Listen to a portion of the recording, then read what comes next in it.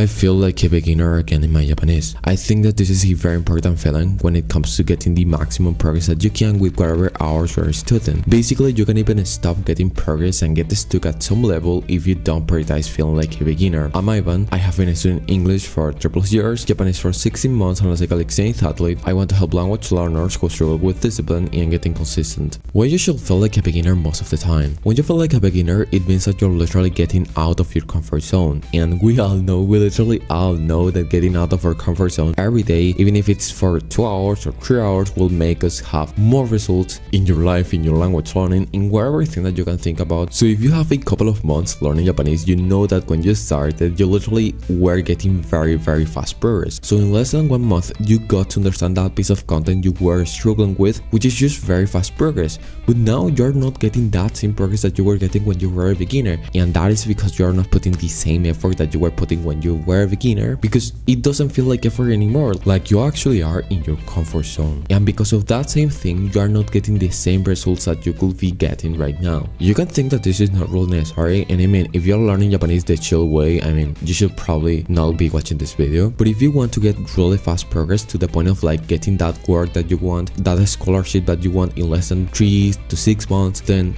this is what you need to do. You should feel like a beginner in literally every day that you study, for every hour that you study. How do you get to not feel like a beginner? Always aspire to not really have too much understanding of the content you're watching. This gets you to not really care about what content you watch, which by default makes you not be an overthinker. And if you suffer from this syndrome, which is literally being an overthinker, and you think about everything that you're going to do, and you need to have a reason for every action you need to do, because if not, you're not going to do it. This action in specific, which is not really caring about the content that you watch or the knowledge that you have about the content, will get you to not overthink that much when it comes to studying. Go to harder content always. So this is pretty much the same as the last point. So even if you see people saying that you shouldn't go to harder content because you will not have this A+1 sentence mining thing, I think that you should go still to harder content, because if you're able to review most of the things that you get in harder content, so that is the vocabulary that you get, that is maybe a situation that you didn't understand, then you will get to understand those pieces of nuance when you watch that show or you read that novel tomorrow again. I will put you example with my reading. So today I started reading for 4 hours every day. So what I will do is that I will review 100 words and I will put them into my Anki. After doing that, tomorrow I will review all of those 100 words that I studied on those 4 hours of reading. What this gets you to do is that you will literally review all of the reading session, because I mean, you're reviewing all of the words that you mined on all of those 4 hours. And because of this, you will literally remember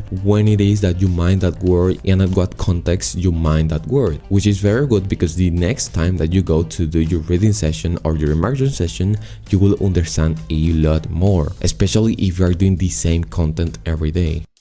It's fine if you don't do it always, so there's going to be a point in which you're really advanced into a language, and even if you want to, you will not be able to feel like a beginner. Right now this is kind of happening for me, so I should maybe switch the book I'm reading to another genre, but like it's fine to always not feel like a beginner. As long as you're doing it for like 1 or 2 hours every day, you're pretty much going to be fine, because doing this is honestly pretty tiring too. So I would recommend to do it for at least 40% of the time you study. So if you study 4 hours, I would recommend to do it for like 1 hour and 40 minutes or 1 hour and 50 minutes. That's it for the video. Be sure to go to the first link in the description and the first comment if you want my specific help and some courses, and engage with this content if you want more people to know about this. Thank you.